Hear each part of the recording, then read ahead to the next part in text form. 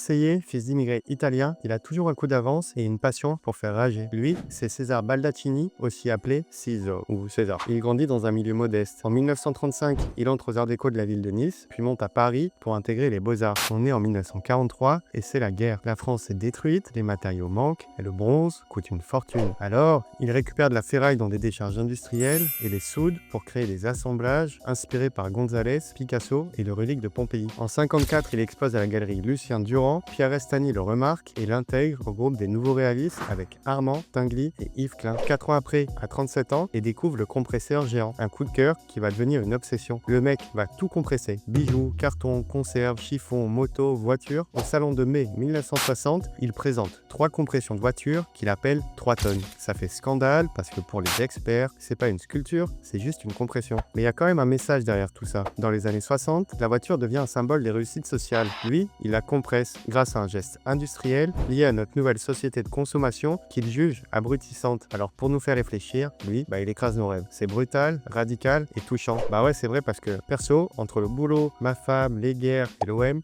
moi aussi je peux me sentir un peu compressé parfois. Ça vous arrive jamais vous? Bref, son œuvre la plus iconique, le pouce, vient d'une demande d'un commissaire d'exposition qui veut organiser un show autour de la main. Et lui, il envoie juste son pouce, agrandi grâce à un pantographe. Il est à l'image de son ego, de son humour et aussi de son optimisme. Et leurs côtes aussi sont assez grandes. Toujours en avance, en 67, il expérimente les nouveaux matériaux synthétiques et présente ses expansions. Il va jouer avec l'espace et le visiteur. En 76, Jean Gabin inaugure la cérémonie des récompenses du cinéma français, les Césars. Et pour la première cérémonie, l'artiste rend un travail très sage, même trop sage. Et c'est uniquement lors de la seconde édition, en 77, que César crée le César qu'on connaît. Il continuera d'innover, mais en 85, il retourne à l'assemblage pour créer le Centaure, un hommage à Picasso. Elle est installée à Paris et lui s'éteint tranquillement en 98. Je crois qu'après avoir vu ça, on peut mourir tranquille. Et encore là, abonne-toi. La semaine prochaine, nouvelle vidéo, nouvel artiste.